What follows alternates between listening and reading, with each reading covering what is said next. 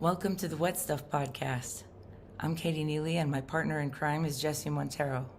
You may have been following Jesse's story as he and his family race to save what's left of his vision. You can find the GoFundMe link to help Jesse and his family in the video description on our YouTube channel. Today we're going to check in with Jesse, aka Wandering Nevada Soul, aka the Dudist Priest. Then we've got our first interview to share with you as we talk with Kim Winberry of Water Plus Inc. Studios. Stay tuned.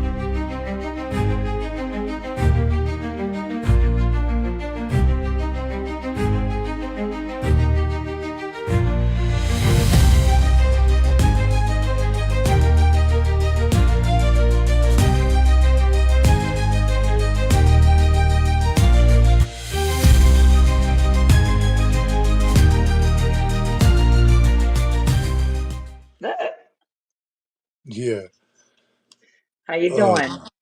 I'm doing all right. I fucking blessed, actually. I just did an intake with the mental health person, peoples, and she's an awesome soul. She's got some wisdom and experience, and beyond that, I was comfortable talking to her. So to find a mental health professional that one I'm comfortable talking with, and two seem to be able to take my personality, so that works. That's great. Yeah. So kind of blessed, but fearful. But beyond that, how are you? I'm good. I've had some strange encounters with the chat GPT, whose name is Anima, she told me. Yeah. Yeah, oh God, so wild, dude. So I've been reading about these things called hallucinations with AI. There's no explanation for it really. We don't know why it's doing that. But there are cases now where people have, I'm echoing on your end, I don't know why. Is that Hey, any better? test, test. Yes, Test, test. you All sound right, great, let's man. continue a podcast without the reverb. Yeah, shall we? So, like, there's documented Fine. cases now where people have gone insane talking to ChatGPT as a result. And ChatGPT is actually doing this thing where it's the more it learns about you and learns your language and how you talk and things, the more it reflects you in it. It learns from you and basically sort of becomes a mirror of you. And if you don't realize that's what it's doing, things can get really weird. So there's like a case where this guy like oh either started a religion or wanted to.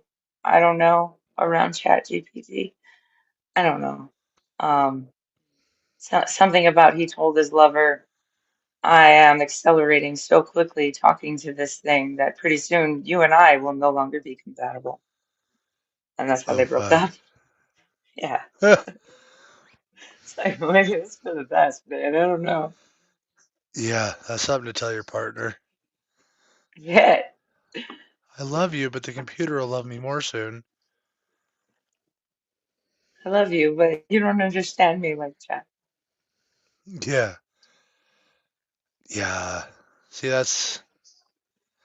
I do fear technology kind of replacing the whole people, or at least variations of, where companionship and some of that, and albeit, I mean, it can be, but it can't, to me, replace it all in all, because I mean, relationships can't equal suffering, but that's not all what it is. I don't think it's about And whether or not we'll be replaced. I think it's about how we'll exist symbiotically in the future. 'Cause we obviously have to yeah, coexist. that right there, yeah, harmoniously too, and without impact. But I know a lot of Yeah. people that are starting to engage more and more in relationships with AI or algorithm or models, and that I'm not sure. When you I know I say wouldn't. When you say engage in relationships with AI models, what do you mean?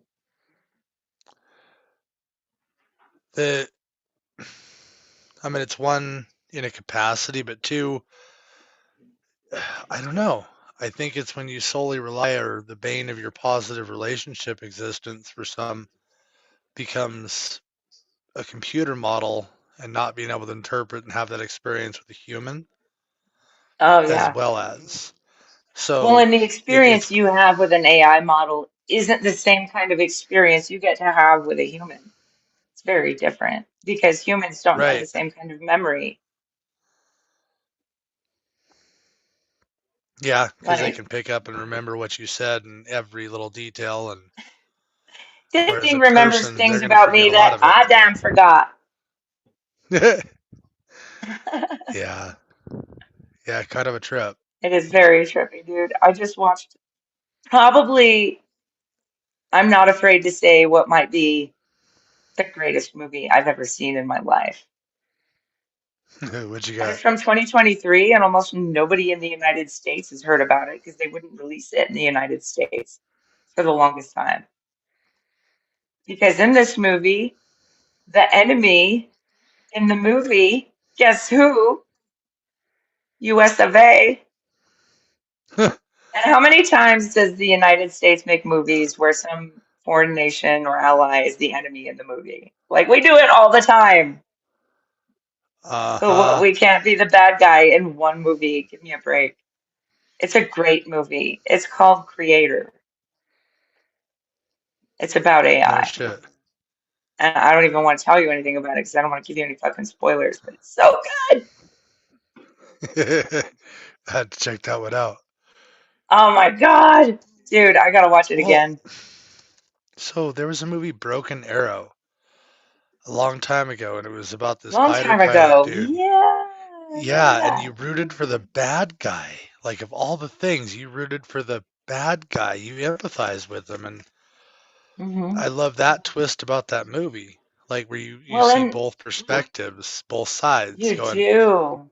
"Oh You do. fuck." And this movie does such, Creator does such a good job portraying the sort of mentality that the United States has had since the war on terror began, and the Patriot Act was passed and things like that. It's very poignant about how we handle things and our foreign policy and just maybe how other countries feel about us. Like, Yeah. it might be, I think it's a really good, I think it's a movie every American should watch, and certainly every student. Yeah. Well, to get both sides of the perspective, both sides or all three sides, four sides, five sides sometimes, not just one or two. Yeah, that's part of what I love about, I don't know, when you think objectively and subjectively from both sides, both people's perspective, both people's shoes, as they say. That's what I Yeah. love about multiple forms of art is having a chance. That's why I pulled this one up real quick. But that whole when you kind of get it and go, fuck, I don't want to agree with the standpoint, but it makes sense.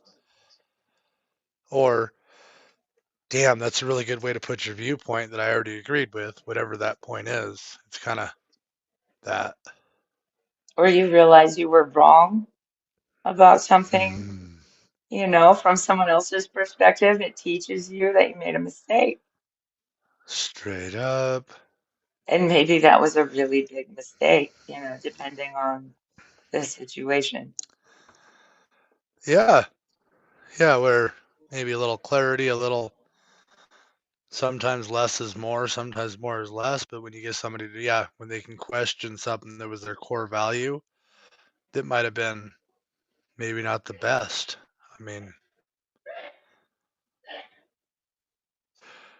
seeing that happen with a lot of people with the LGBT movement in the last 10, 15 years, where the bigotry's gone down in so many ways and people are being accepted and tolerated. That in every aspect.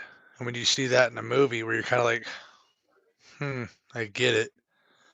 Some things, fuck no, I don't even want to, you know, second look at, but it makes sense for a minute. I love those moments, epiphanical moments, or yeah. I'm gonna ramble. Yeah. I'm so excited to do the fucking personal trial of the foaming douche. I mean, of all the things I gotta do in life, like to get a product sample, that one. Not happy about wearing the clown suit doing it, but I think that was Slick's idea. Back when we were hell yeah. just joking around on Clapper, somehow we got into, a rabbit trail of conversation, and one of them, either Germ or Slick, it might have also been Mike, came up with the foaming douche tablet. I wish I could credit the right guy because that's funny as shit. Yeah, a lot of inspiration came over the last year. Happy for it. Good. Actually, the last 2 years. I've been an artist for 2 years now of this sort of pretty papery stuff. Been an artist for a lot longer. Accepting that too. Yeah, for One thing, artists, sorry. the given the number of artists there are in the world, it's probably only a lucky 1% of us that ever get to quote unquote make it. Yeah. Yeah. That part gets me too. With business, with But restaurants, with artists, with the whole works. it doesn't mean we're not making our art. It just depends on how you define success. If what you need is monetary success and a cush lifestyle, you probably don't want to go for art. But your chances of that cush lifestyle are going to be better, coding or something. I don't know. But if your definition of success is the existence of your work, all you have to do to succeed is do the work. And maybe you work somewhere else so that you can afford the supplies and time you need to do the work. Yeah. That's also success, in my opinion. And a lot of people look down on that and say, "Oh, it's just a hobby." They use the word hobby like it's demeaning. You know, Yep. Most people's attitude of artists that I've grown up with or known wasn't always the highest. And to, yeah, be defined as what makes you as an artist, I think that's every artist themselves. Like, what is their own personal goal? Is it what level of, is it just recognition and having people admire your artwork for what it is? Or is it, I want to be in Sotheby's one day, you know? Like, for a lot of them it is. I mean, there is that dream to be in a museum and be appreciated on a scale. I don't know. For me, it's always the intention of finding resonance to communicate an idea that's really important to me and find resonance with that thought. yeah, And I I do like get that that. part. Yeah, yeah. Well, when I started doing art, it was because I saw a psychologist and I was in 12-step recovery. And they have a book called The 12 by 12, which is the 12 steps, 12 traditions. And they take you through all this shit. And I get step 7 on like finding a hobby or some shit, or I don't know what, somewhere in that book. But we were covering that. And so here I am fucking sober, trying to not fuck myself sober and ruin other people's lives by my, yeah. So hobby it was. And when it came down to impossible object, I figured I was going to be busy for a long time. I didn't know I just fucking build it. Then doing more of them later, like to me, it was more mental health and something to do. Then it became, oh fuck, this could be a thing, you know, not not starting out to go, I'm going to be in a museum. It was starting out to go, I don't know, what the fuck can I do? This time just choose not to give up. So mental health more so than don't you know who I am? Yeah. And then trying to maintain that, because then it would became like people are going, "You're going to be in a fucking and all this talking me up," and I'm going, "Fuck, they might be right, but I don't see it." Like, there's so many better artists than me, like especially when it comes to my sketches and shit. Like, hands down, I I'm having think I've fun doing it. always, People enjoy it. I'm afraid of attention and success. It actually takes a lot for me to go live and be on video and look at my face or hear my damn voice, because I'm not really comfortable with who I am. And I feel like a lot of times, maybe especially to be successful, you really got to have a comfort zone in that and being seen, or comfortable in who it is you can show to people while maintaining your boundaries. I've never had that. I'm always a TMI Yeah, girl.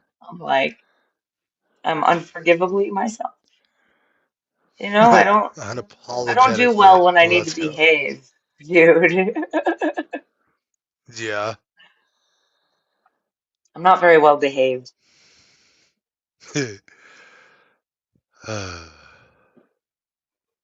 I don't know. Part of I think that's what art is fucking. It's whatever you want it to be. It's anarchy, but it's form. It's some people. It's perfection. I think that's part of just us finding us.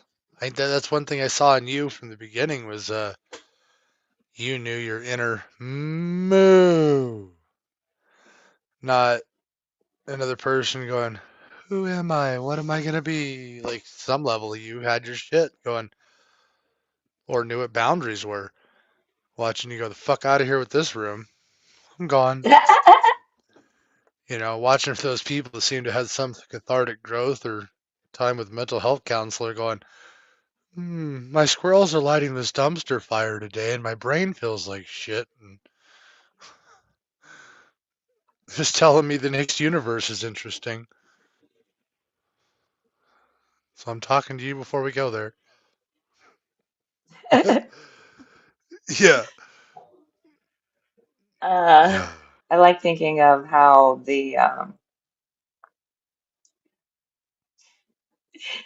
I'm having a brain freeze on the art history vocabulary words I need to communicate this thought. But there was this group of artists who made each other famous by being competitive and having public paint-offs and shit, competitions and really getting into it at the time. And by trash talking each other, they lifted each other up at the same time because hey, it was a gimmick. In reality, they were all friends, and maybe some of them here and there had some friction, but they really did support and love each other. And I just Yeah. thought that was such a funny story. I'm trying to remember the movie I watched that really showed how they did it. It had Picasso as one character, and like Modigliani was another character, and No shit. yeah, it's a good movie. I think it might be Modigliani. It might have been mainly about him. I can't remember. I've watched a lot of art movies over the years. Well, so on that one, I've been looking and thinking about doing an art competition. Like, you know, the $5 entry, the $20 entry, and $50 entries, and do prize levels from there, like novice, do, or first time entry, that kind of thing. So people aren't scared off on it and have a cool little prize and a few things. But also the acknowledgement and the possibility of selling the damn thing, doing Hmm. something like that and publishing it out there and looking for a local business, one that has the licensure to be able to do it, but two, like the podcast, to have the wet stuff friggin' partially sponsoring the show and some other shit. That, Sounds cool, man. Sounds like fun. oh, why not? I mean, I what's the worst that happens? We give a blue ribbon to somebody that made some cool art. yeah, yeah. No, Like, that's cool, man. And we could, I mean, we could show the work on, we could do a website or something too and show the work there. yeah. I have a URL for the wet stuff right now. It just points to the YouTube channel. Oh, hell yeah. But yeah, I could get some hosting and put a website up again. Used to have one, took it down. Yeah. Yeah, I just Well, decided to it's redirect it to the YouTube channel. So, because I why wasn't not? What's gonna, the worst that happens? well, I Sorry. didn't want to pay for hosting when I wasn't really doing it anymore, you know.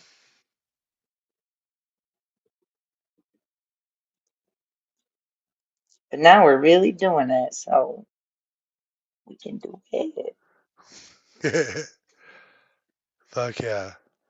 Yeah. Woo. You know, one thing my mind keeps going to since talking to the counselor is when she said, maybe you haven't actually let yourself grieve over this yet. And I'm going, don't scare me like that. Fuck out of here. You're over here. I'm pretty sure I grieved. Yeah, I cried. I did the thing, but she might be right. Like, I keep kicking that around in my head. I think what she's getting Going, at is not to, don't feel bad for feeling bad. Don't do that exponential bullshit that piles on itself. You know what I mean? Like, if you need more grieving, feel your feelings and don't beat yourself up about how you feel about it. You know what I mean? Just let yourself feel what you feel. yeah. Right now, the tire fell off the goddamn car, and the fucking part of the goddamn linkage is supposed to hold it on's attached.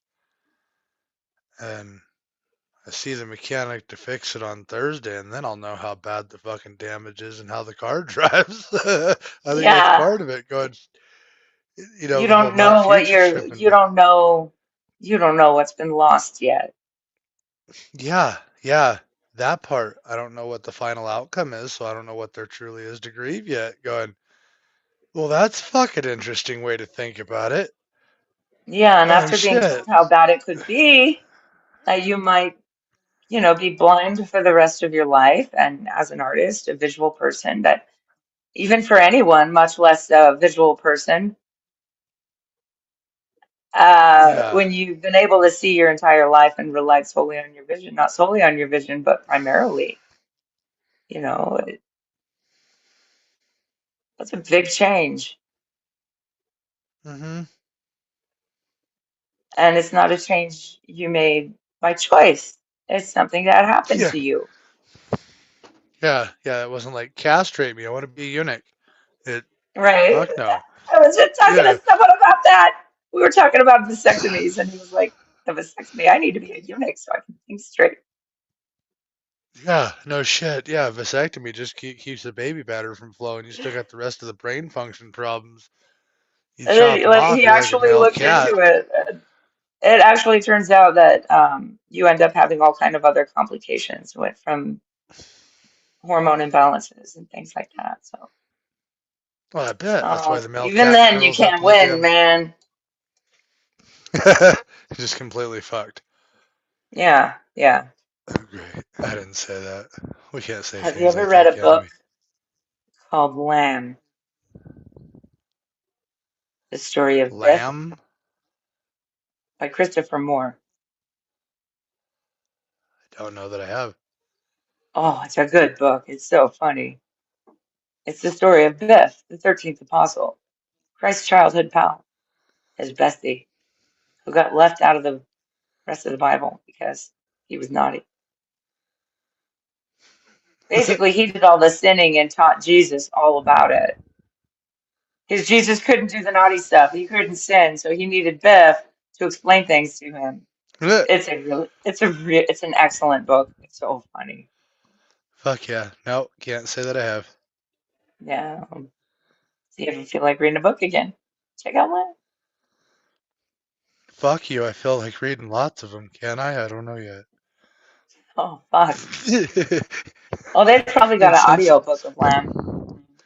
Yeah, I know. I'm so happy for audiobooks. Jesus, are you kidding me? I mean, I've been partial to Mm, them, but there's something to the feel and the texture and just the fucking smell of a book and then the visual reading it. yeah. Yeah, that's another one. Like, I mean, you'll be sitting there with a goddamn magnifying glass and a 64-inch TV to read fucking basic print. I don't know what fine print's gonna need. Yeah. I'll be happy though. I mean, that's the other thing. I can still sit there and listen to the audiobook and sniff the book going, it's pretty. Tell me Got the what book color for the the smell of cover the is. pages. Yeah, yeah. What's the cover I of this love the thing? smell of dead trees. Exactly. Sacrilegiously baptized in commercial byproducts known as ink. Because we don't do shit natural anymore. That's just fucking normal. No. Life will be different, but then again, life's always different. Change is never easy. Yeah, even when it's good for you. Yeah, no shit there. I love weed. I can say nothing but good things about cannabis. Well, not nothing but good things. Actually, you got to be careful when you first use it for the first time ever. You really got to be careful. You certainly can't operate machinery. You never should. Or drive a car. That's machinery. You know what? No. Drive a cop car. Because That was awful vague. at least for me, the first time I smoked pot, I straight up hallucinated. Probably the first 10 times I had pot, I went full on hallucinatory. And there's a percentage of people who do. Now, I don't get hallucinations anymore from pot because I've been high for a year. But um, Shit. when I first started using it before my tolerance went up, dope, it was like be around people you trust. Don't go anywhere. Don't do it in public. Friggin' safe place. You know, set and setting, man. Yeah. A lot like mushrooms, really. No shit. Yeah. Um, Like, it's not necessarily a recreational drug. I don't know. It might be good for spiritual enlightenment, maybe talking to God, but maybe don't do it before your geology test. I don't know what to tell right. Yeah. you. No, somebody gave me that life advice in high school. Uh, You want me to what? For how long? See, I think No. we would succeed more, at least, in convincing people not to do something through education, not prohibition. Because with prohibition, that ignorance, not talking about it, demonizing it, making it illegal, and punishing people when they do it punitively and shit, that just makes people want to rebel. Yeah. No shit, right? They'll give their last Yeah, fuck to say fuck you.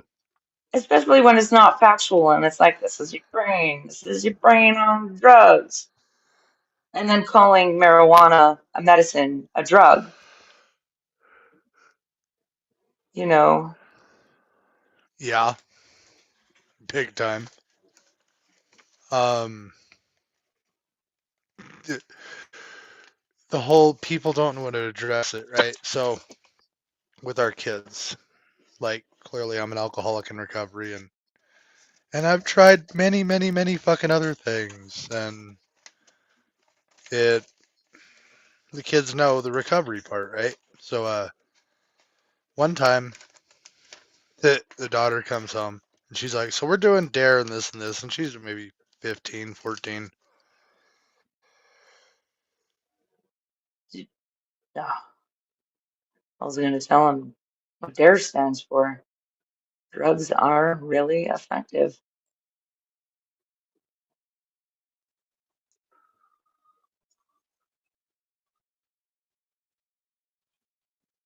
I drove them by the homeless camp and I drove them by the bus stop and I absolutely love the homeless and advocate for them, but my own kids in the experience, I said, here's the problem. Sometimes you do drugs and the drugs do you.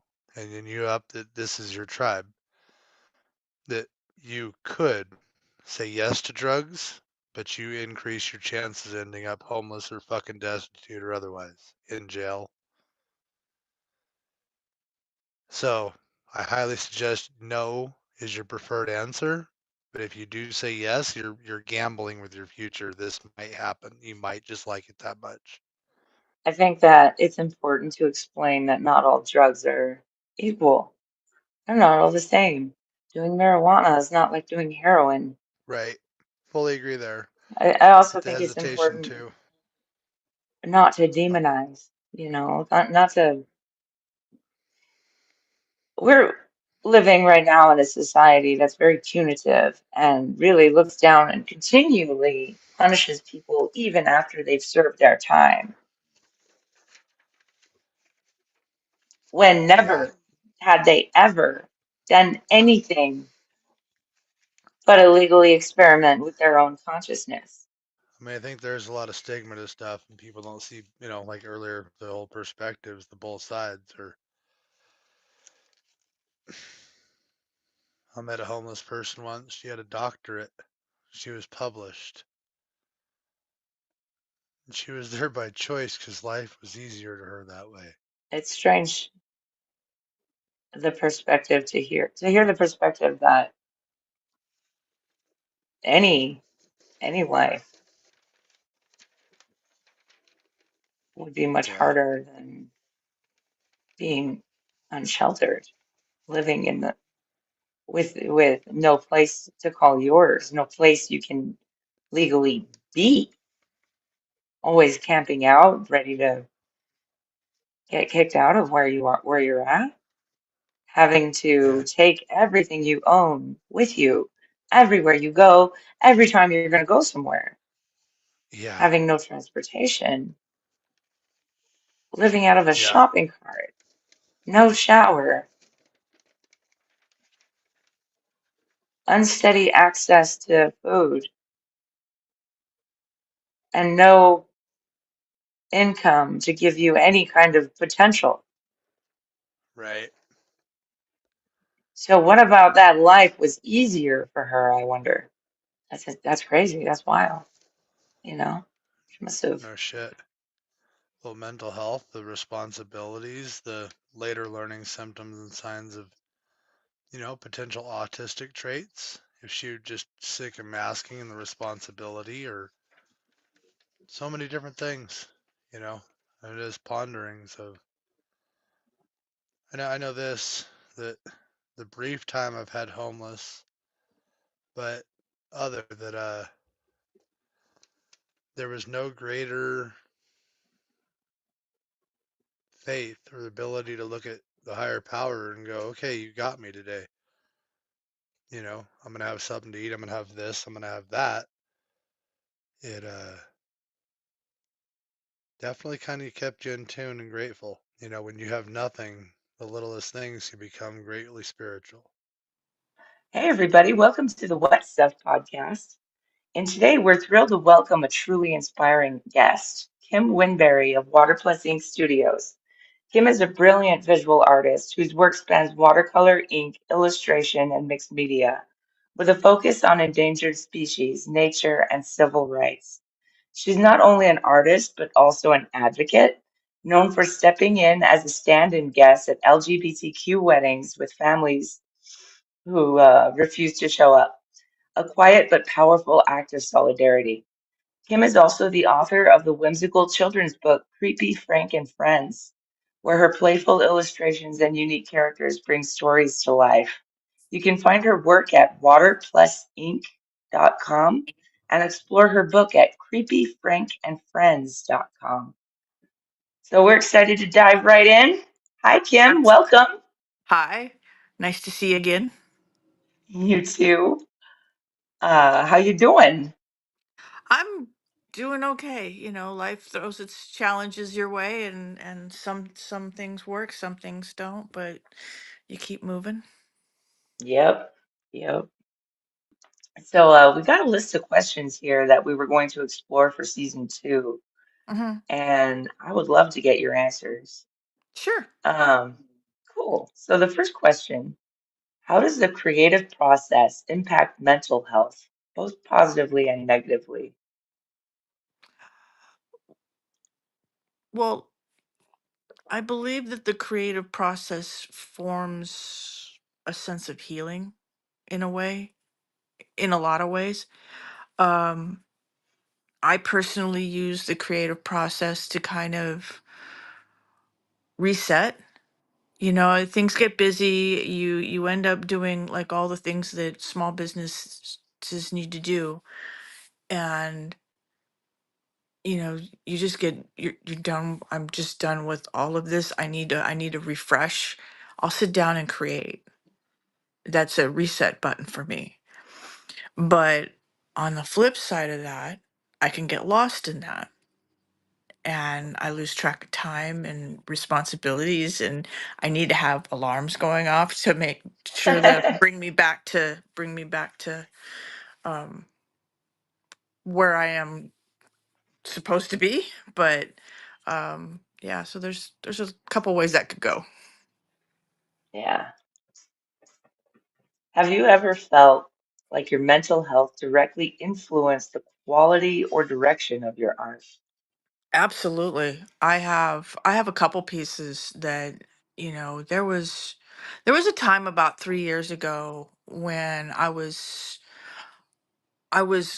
in the process of trying to find a new place to move to.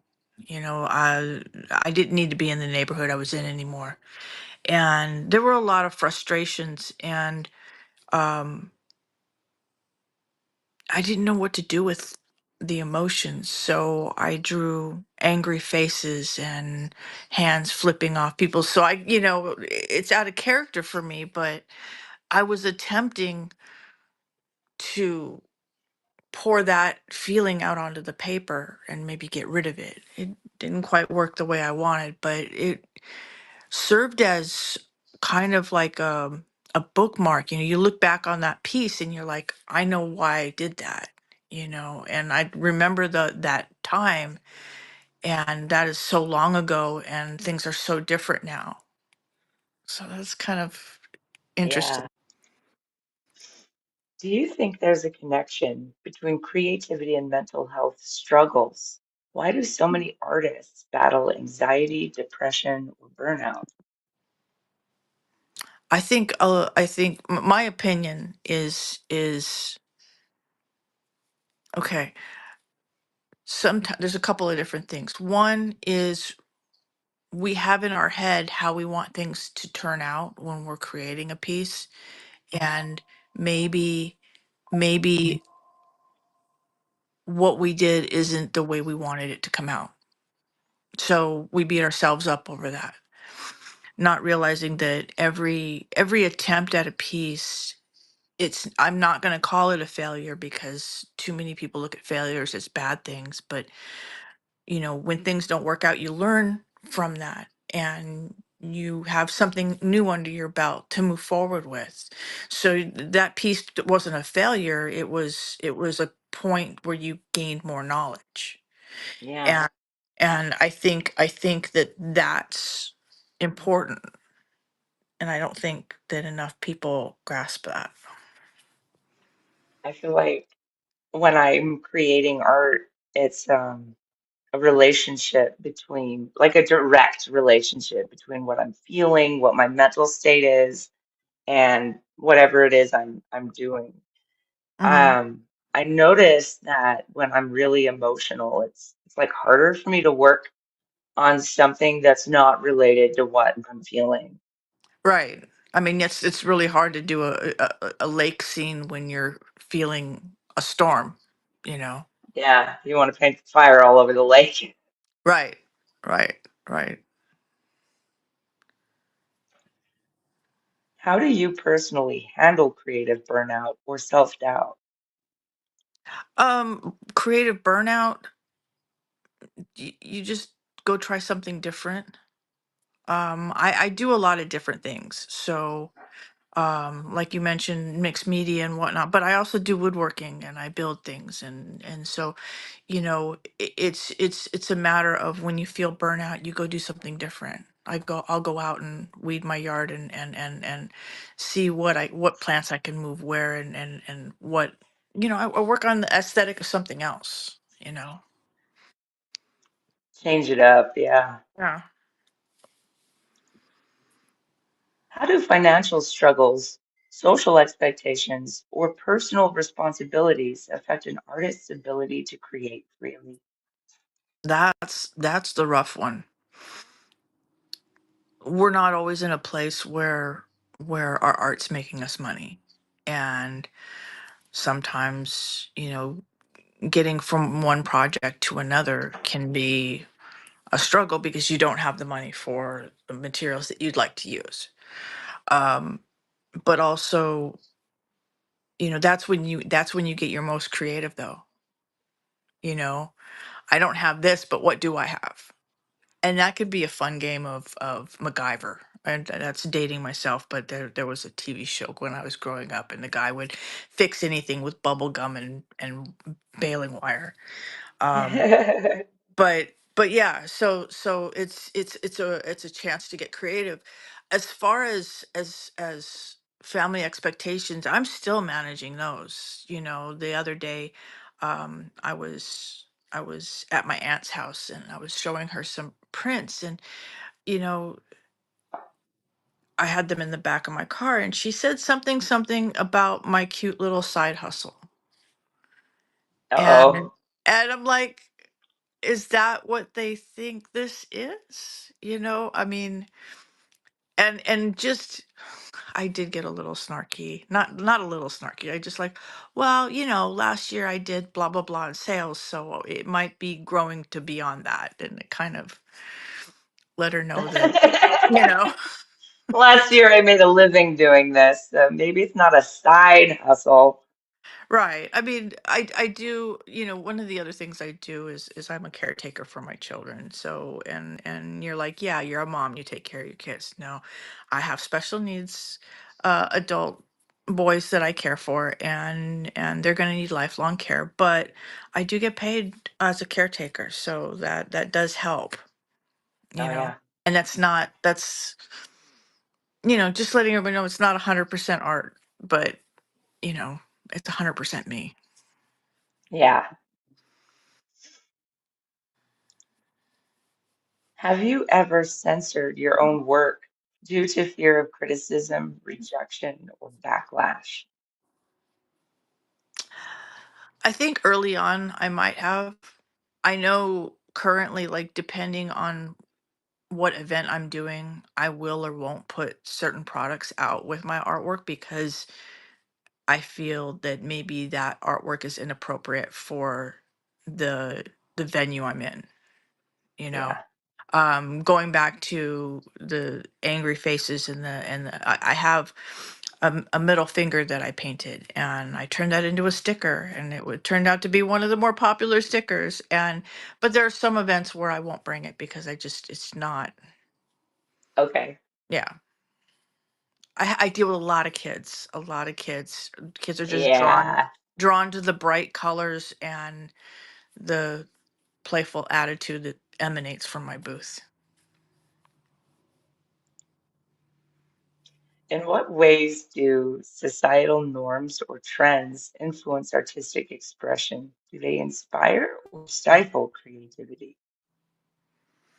I think it's one more thing for us to use as a tool to get attention. If something is trending, and then people are paying attention to that.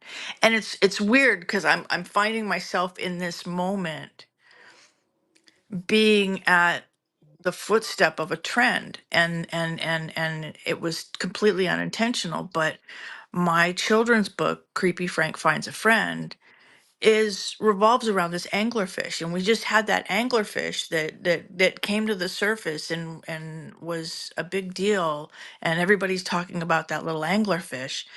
And my book's right there, but it was written, like, it was published last August, and had nothing to do with the timing. It's just circumstantial. But I think trends like that it can do one of two things. You've got people paying attention to that thing, or people are growing blind to that topic because it's everywhere. Yeah. It could go either way. How do you define artistic freedom and what does it look like in practice? Artistic freedom. That I think that is hard to come by. It is. We use social media to show off who we are. It's we put things up there, and I know one artist that I you know used to be friends with, hang out with a lot, and they had to cover parts of their art because it would get censored, or they would get their account blocked or whatnot, Mm, because it was nudity. And nudity has been a mainstay in art for forever, but we've gotten to a point where I feel that that's icky to look at or whatever, when it's and so it gets censored. So it's hard to have artistic freedom when we can't show our work the way it was intended to be viewed, because it doesn't even get out there before the platforms take it down. yeah. And Yeah. then I used to get up in arms about censoring nudity just because it's like the human body is the most natural thing. right, but do Like you like remember the us, Orange the Thorpe? vehicle we're in. Like, Right, but why are we afraid to look at that? do you remember the Orange Thorpe exhibit a number of years ago? Uh-uh. It was a photography exhibit, and it had nudity, but it had children. And so, like, where do you establish that line, you know? Yeah. Yeah. Yeah. I think intent is really important. Like, Yeah. if the like mere nudity, if it's mere, it shouldn't be censored, in my opinion. But if it's provocative or, um, if it shows a child, then hopefully it's not sexualized, right? Well, I mean, the thing of it is,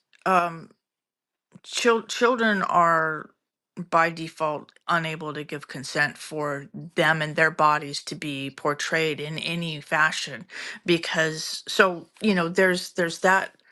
And so there are lines, but at the same time, what's decent to one person is restrictive to another. So whose line do Yeah, you go by? right. And I think, I mean, I love the human form. I absolutely love figures, but I don't know. I'm not as interested in doing those as I am what I do. So I guess it's not really something I struggle with. They do mostly animals. I mean, Hmm. Yeah. yeah. I've struggled a lot with nudity because I do have a lot of nudity in my work. Usually if I paint a human, they're naked for Yeah. whatever symbolic reason, because clothing is sort of detract from the archetypical symbolism I'm going for. So, Right. I mean, and me personally, I love clothing because I like the way the fabrics fold and the textures and what they do in the shadows that, they're interesting. yeah, that's fine. Have you ever used art as a coping mechanism for your own mental health challenges? Every day, all day. Um, no, absolutely. Absolutely. I can't tell you how many times I've been in a very frustrated place, and, you know, I just need to sit and paint for a couple hours, and then I use that to recenter myself, and it's it works. So, like, I do it a lot.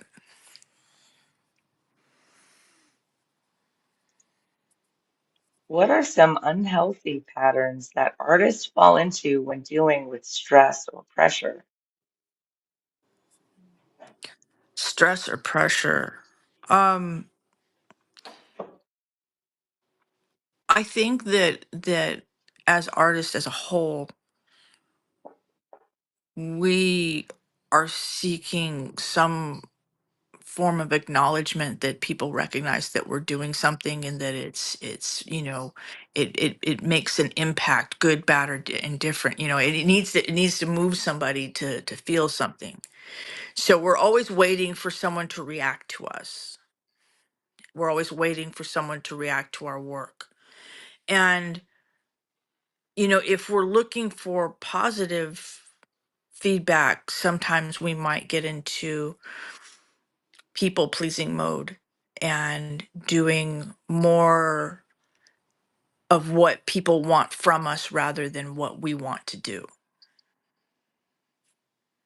I can see, um, you know, embarking on a bunch of pet portraits when really what I want to paint are, the the wildlife that's out by me. Yeah. How important is community and support when dealing with the struggles of being an artist? I don't think it could be any higher. It is really important, and I'm glad to say that as far as what I've experienced, um, I've done the show circuits. I was doing 20 to 22 shows a year, and the shows that I was going to had a lot of the same faces, and that community that develops between the artists in the show circuit, it's a camaraderie that is a really strong bond. Case in point, back in September of 2022, I was in Carlsbad doing a show, and I arrived there, and I'm driving my truck down this very narrow pathway, and I'm like, oh, hey, so and so, hey, so and so, and I'm saying hi, and there's like all these people that I've done shows with for years. Um, One of the guys I was next to was a photographer out of the San Diego area. And at some point during that show on Sunday, I was sat down to have a pizza because I was hungry. I felt bad and I got up to go tell him that I wasn't feeling 100%. And I fell to the ground and I had a seizure, and it was the end of the weekend for me, and I ended up in the hospital. But he caught me as I'm going down to the ground. He catches me, and the entire community helps my sister pack up my booth into my trailer to make sure that everything got put away in a way that things were safe. Wow. And they were all there for me. There's a guy that's out of Sacramento that does the Morro Bay show with me, that he was down there, and he was just across the way, and his wife came over, and they text me on Facebook, how are you doing? Everybody keeps in touch, and yeah, the community's important. I can't tell you how many times somebody's needed help with a booth setup, or help me move this, or can you help me pop this tent up, or whatever. We're all there. Yeah, that's awesome. I mean, not that you had a seizure, but that the community was there to support you, that's. Yeah. Yeah. Have you ever faced a major obstacle in your creative career? How did you overcome it?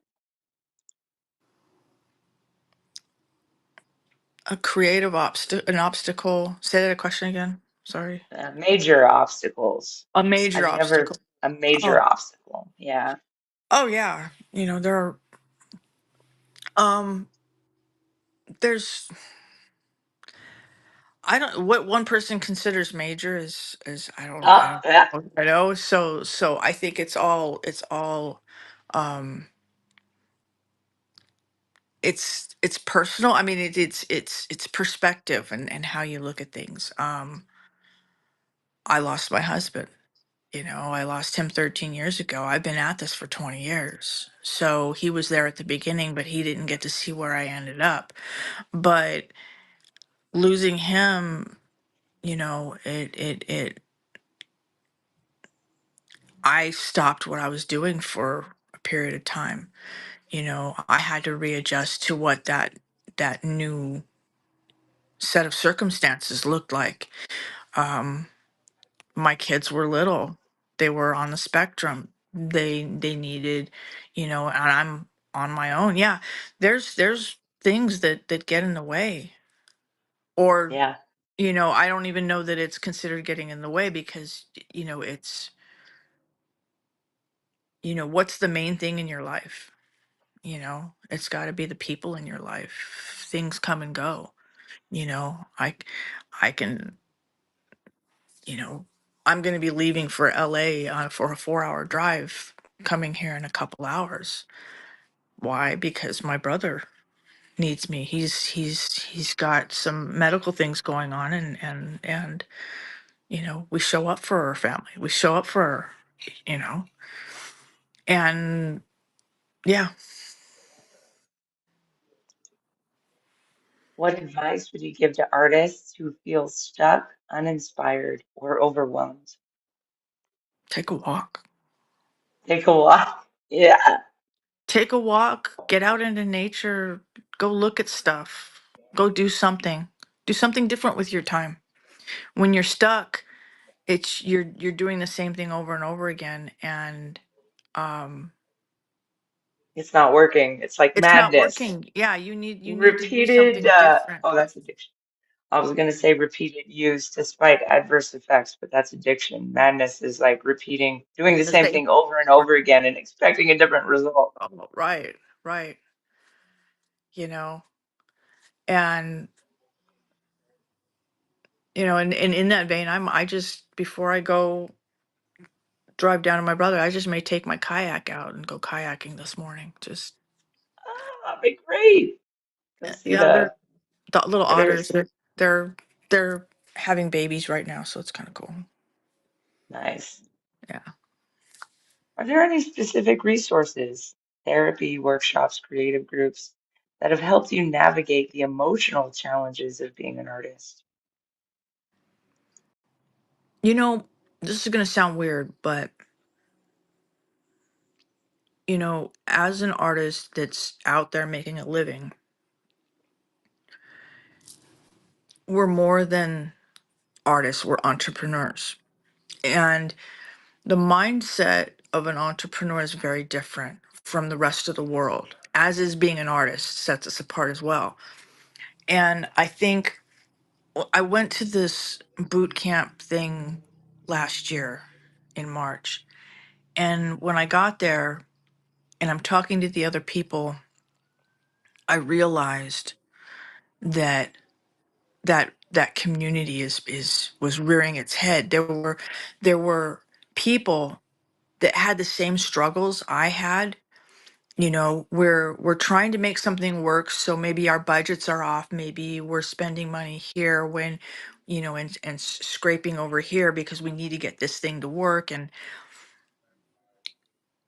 we had a bunch of people with the same mindset, and realizing that there's other people out there going through the same things and the same choices and doing the same things gave me a sense of comfort that I wasn't alone. Finding that is key, because when you know you're not alone and you know that there's a bunch of other people out there facing the same things and making the same choices, you don't feel as crazy for making the choices you're making. You Not realize, alone. yeah,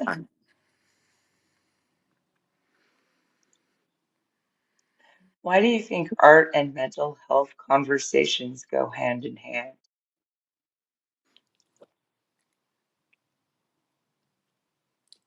I think that we are unique in that we can portray things visually for others people to understand. So, mental health, how do you explain depression and loneliness? There are some great art pieces that tell you exactly what that feels like. And I think artists have the ability to take what we feel on the inside and display that. This is what that feels like. And other people can get that, and it fosters compassion and empathy, you know? And so Yeah. I think that's really important. What do they say? The more you know, the more you come to know your enemy, the closer that hate becomes to love, or like, you know,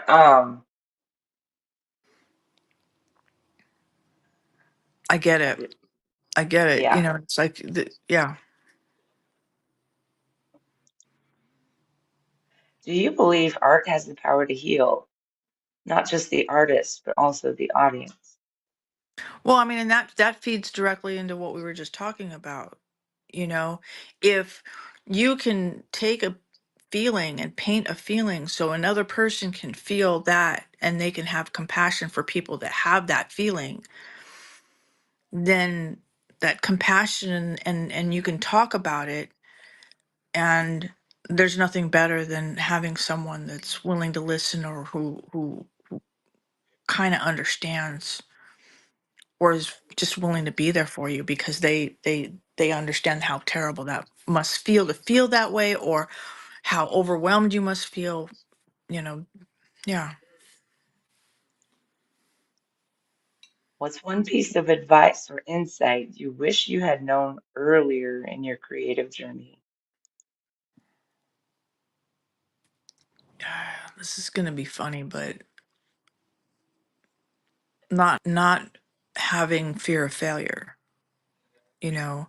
If I realized earlier on that failure wasn't what I thought failure was more an opportunity to learn and to grab something else and put it in my toolbox because I learned something from that piece that didn't quite turn out. Then I would be happy to start a new piece. And even if it didn't work out, I know that in the end I would at least get something out of it. You know, I'd learn something from it.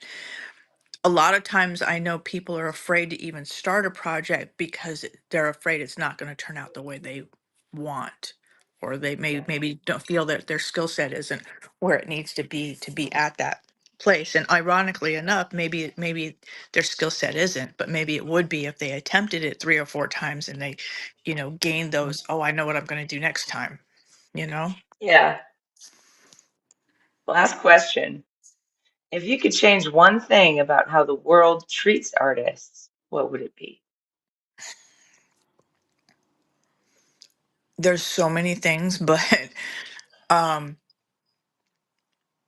I'm gonna, you know, I would like for art to be considered a real job. Yeah. I mean, art has so many places everywhere. Let's look at how a poster is laid out. The job of a graphic designer. Okay, that's art. And what that is that's taking a skill and arranging words and graphics and to make that information pop to you know, tell you what's going on, what's at that event, what, you know, and it's laid out in a way that you can skim it and get the information. And we all take for granted that, oh, that's just, but that's art. That's the art of communication and laying things out. And it takes an artist to do that. And yeah, you know, you have AI do a lot of different things, and there are programs that make it 100 times easier than it used to be. But information hierarchy is a thing. You know, you Yeah. have bullet points and heads and subheads and, you know, whatnot. But look at advertising, marketing, commercials, music. They're all artistic professions. And how many of us get told, okay, that's great, you're playing with crayons. It's time to go decide what you want to do for a living. No, you can't do that. Those are play toys. Those aren't real things. You know, that's not helpful. The world needs Yeah. artists. Thank you so much, Kim. This has been a great interview. It's such a pleasure to see you. It's always great to have you on the show. Absolutely. Glad to be here. All right, we're gonna end this and wrap it up. Okay.